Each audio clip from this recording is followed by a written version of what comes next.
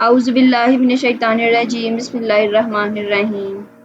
आज हमारे पास MTH 202 discrete mathematics का लेक्चर नंबर 25 है। मैथमेटिकल इंडक्शन हमारा जो चैप्टर था वो कंप्लीट हो चुका है। उसके बाद हमारे पास मतलब टॉपिक, अब हमारे पास मेथड्स ऑफ प्रूफ का टॉपिक न्यू स्टार्ट होता है। अब मेथड ऑफ प्रूफ में हमारे पास एक ली गई है यहाँ पर स्टेटमेंट P इम्प्लाइज Q। अब P इम्प्लाइज Q में हमारे पास दो मतलब मेथड्स ऑफ प्रूफ में दो प्रूफ्स आ जाते हैं, डायरेक्ट प्रूफ और इनडायरेक्ट प्रूफ। ये जो P इम्प्लाइज Q है ना, हमारे पास डायरेक्ट प्रूफ में आ जाता है और इनडायरेक्ट प्रूफ हमारे पास दो किस्म के होते हैं। मेथड्स ऑफ प्रूफ दो हैं, एक डायरेक्ट प्रूफ है और एक इनडायरेक्ट प्रूफ है। आगे से इनडायरेक्ट प्रूफ की दो इकसाम हैं ये वाली, ठीक है। एक है प्रूफ बाय कॉन्ट्रापोजिशन और एक है प्रूफ बाय कॉन्ट्राडिक्शन। अब कॉन्ट्रापोजिशन जो है, कॉन्ट्रापोजिशन हमने कर चुके हैं, आपको याद हो तो जो कॉन्ट्रापोजिशन होता था ना, उसमें हमारे पास क्या होता था कि आपकी वैल्यूज की प्लेस भी चेंज होती थी, वैल्यूज की प्लेस भी चेंज होती थी और उनके साइन भी चेंज होते थे। याद है आपको, कुछ हमने स्टार्टिंग में पढ़ा था। तो ये हमारे पास कॉन्ट्रापोजिशन होता है। ओके, कॉन्ट्राडिक्शन हमारे पास क्या है? कॉन्ट्राडिक्शन अगर आपको याद हो तो कॉन्ट्राडिक्शन हमारे पास वो स्टेटमेंट या वो हमारे पास एक टर्म होती थी जिसको हम सी से डिनोट करते थे और उसका जो आंसर होता था, जो कॉन्ट्राडिक्शन होती थी, वो हमारे पास फॉल्स होती थी। समझ आ गई? याद आया तो कुछ थोड़ा थोड़ा सा? तो वो ये दो प्रूफ है, हमने आगे प्रूफ करने हैं। अब proof by contra direct proof हमारे पास ये आ गया। तो P इम्प्लाइज Q में क्या होता था कि अगर हमारे पास पहला ट्रू और दूसरा फॉल्स है तो आंसर क्या आ जाता है? फॉल्स आ जाता है। बाकी हर जगह हमारे पास क्या आ जाता है? ट्रू आता है। ठीक है, इतना तो याद होगा, हम थोड़ा सा रिवाइज कर रहे हैं। इसके बाद बेसिक्स आ जाते हैं, ये आपने अच्छी तरह से याद रखना है MCQs के लिए कि n जो है वो इवन होगा अगर हमारे पास n की ये वैल्यू होगी, n जो है वो हमारे पास ओड होगा जब हमारे पास n जो है वो 2 के प्लस 1 के बराबर होगा। अच्छा, जब n हमारे पास 2 के होगा तो किस तरह से हमारे पास देखते हैं। ओके, देखते हैं यहाँ पर थोड़ा सा कर लेते हैं। ओके, जब हमारे पास n 2 के होगा तो हमारे पास क्या होगा? n हमारे पास इवन होगा, n होना चाहिए इवन। अब n जो है वो हमारे पास इवन किस तरह से होगा? फॉर एग्जांपल आप यहाँ पर k जो है वो 3 पुट कर लें तो 2 को 3 से मल्टीप्लाई करें, आंसर क्या आया? 6, जो कि 6 क्या है? इवन नंबर है। ठीक है, यहाँ पर मैंने एक इवन वैल्यू पुट कर ओड वैल्यू पुट की और अब यहाँ पर मैं एक इवन वैल्यू पुट करूंगी कि हमारे पास फॉर एग्जांपल आप 4 ले लो तो 2 को 4 से मल्टीप्लाई करेंगे तो हमारे पास आंसर क्या आ जाएगा? 8 आ जाएगा। तो दोनों सूरत हाल में आंसर क्या आ रहा है? इवन। तो हमारे पास इसका मतलब क्या है कि ये आंसर क्या आ रहा है? इवन, जब हमारे पास n इक्वल टू 2 के होगा। अच्छा, अगर हमारे पास +1 हो तो हमारे पास n क्या होगा? वो ओड होगा जब हमारे पास 2 के +1 हो। अब यहाँ पर अगर आप +1 लगा दो तो ये +1 7 हो जाएगा, +1 क्या हो जाएगा? 9।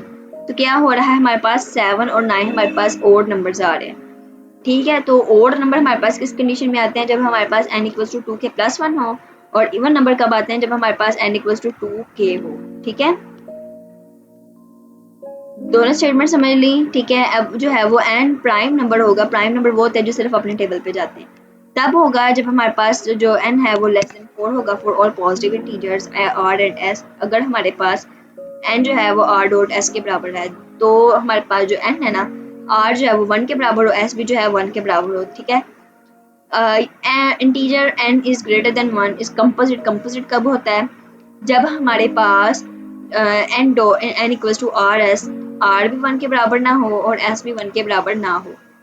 ठीक है, तब हमारे पास n जो है वो ग्रेटर देन 1 होता है। उसके बाद हमारे पास real number is rational number आ जाते हैं कि रियल नंबर रैशनल नंबर कब होता है? हमें पता है कि रैशनल नंबर हम किसको कहते हैं? p बाय q की फॉर्म को कहते हैं, p बाय q की फॉर्म में कहते हैं ना। और इसमें हमारे पास b जो है वो 0 के बराबर नहीं होना चाहिए। अगर b जो है वो हमारे पास 0 के बराबर होगा तो हमारे पास क्या होगा? आंसर 0 होगा। ठीक है, उसके बाद आगे हमारे पास आ जाता है कि n and d are integers. जब हमारे पास d जो है वो 0 के बराबर ना हो। ओके, तो d डिवाइड्स n। जब हमारे पास 0 के बराबर ना हो एन एंड डी दो इंटीजर्स हैं, जब हमारे पास डी 0 के बराबर ना हो तो फिर डी डिवाइड्स एन होता है, मतलब कि इसको यहाँ पर ये वाली कंडीशन जब होल्ड करती है। Integer n is called perfect square if and only if integer n जो है वो हमारे पास परफेक्ट स्क्वायर होगा जब हमारे पास k का स्क्वायर होगा, मतलब कि स्क्वायर में होगा तो इंटीजर n हमारे पास क्या होगा, परफेक्ट स्क्वायर होगा। अच्छा मैंने आपको बताया था कॉम्पोजिट नंबर क्या होता है।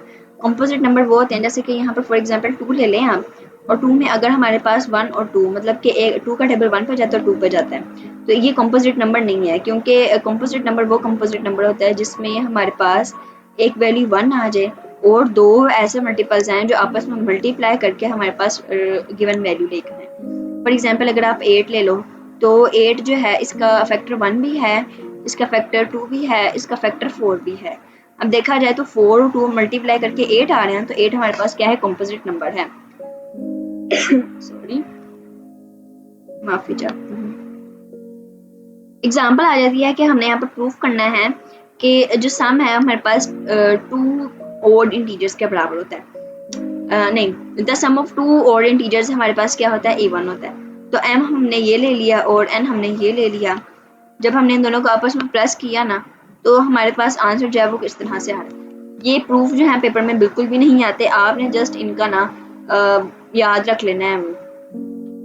प्रूफ जो है वो याद रखना, मतलब जैसे कि 2 ओड इंटीजर्स जो हैं वो इवन के बराबर होते हैं, ठीक है। इसी तरह हम हैंडआउट्स में आते हैं 25 लेक्चर,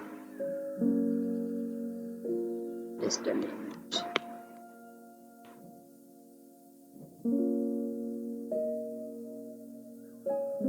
यहाँ पर देखा जाए तो इसमें देखा जाए तो sum of 2 odd integers is even, तो फिर आपने ये भी याद रखना कि अगर हमारे पास n इंटीजर्स हो तो हमारे पास ये जो है 1 के बराबर होता है।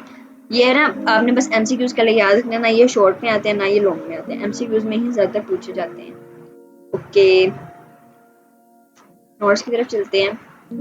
अब वो कह रहे हैं कि आपने ये प्रूफ करना है काउंटर एग्जांपल से कि all real numbers a and b, अगर हमारे पास a जो है वो स्मॉलर देन b हो तो हमारे पास a स्क्वायर भी स्मॉलर देन होता है b स्क्वायर का। हमने यहाँ पर दो वैल्यूज ली, a हमने -5 ली और b हमने -2 ली। a -5 आ गई और b -2 आ गई, ठीक है। उसके बाद हमने यहाँ पर इनका स्क्वायर लिया तो इसका 25 स्क्वायर आ गया और इसका हमारे पास 4 स्क्वायर आ गया। अब 25 क्या छोटा है या बड़ा है, लेकिन 25 तो है वो हमारे पास बड़ा है, तो ये हमारे पास जो वैल्यू है वो स्टेटमेंट जो है वो रॉन्ग हो गई है। ओके एक और काउंटर एग्जांपल आ गई है, give counter example to disprove. हमने डिस्प्रूव करना है इसको, मतलब कि प्रूफ नहीं करना कि हमारे पास ये जो है हमारे पास प्राइम नंबर है। एक मिनट जरा देखते हैं ये एग्जांपल कहाँ की गई है। प्रूव और give counter example to disprove the statement for all integers n जो है वो हमारे पास n square minus n plus 11 जो है वो एक प्राइम नंबर है और n को हमने 11 ले लिया, ठीक है। स्टेटमेंट वो नहीं तो हमने n को 11 के बराबर ले लिया और जहाँ जहाँ n था वहाँ वहाँ 11 पुट कर दिया, जहाँ जहाँ n था वहाँ वहाँ हमने 11 पुट कर लिया। 11 से कट हो जाता 121। अब 121 क्या प्राइम नंबर है? प्राइम नंबर तो वो होते हैं जो सिर्फ अपने टेबल पे जाते हैं, लेकिन ये तो 11 के टेबल पे भी जा रहा है और ये अपने टेबल पे भी जा रहा है, तो 121 तो प्राइम नंबर नहीं है, तो लिहाजा ये हमारे पास डिस्प्रूव हो जाता है। यही हमारे पास कंप्लीट लेक्चर था, इसके अलावा इस लेक्चर में और कुछ भी नहीं है। आपने बस याद रखना है कि डायरेक्ट प्रूफ में हम क्या प्रूफ करते हैं, P इम्प्लाइज Q प्रूफ करते हैं, और इनडायरेक्ट प्रूफ हमारे पास दो किस्म के होते हैं, कॉन्ट्रापोजिशन होता है, कॉन्ट्राडिक्शन होता है। ये हमारे पास आगे लेक्चर में जाकर इसको मजीद डिटेल से पढ़ा जाएगा। फिलहाल इस लेक्चर में इतना ही हमारे पास सिलेबस था। मिलते हैं अगले लेक्चर में इंशाल्लाह। अल्लाह हाफिज़।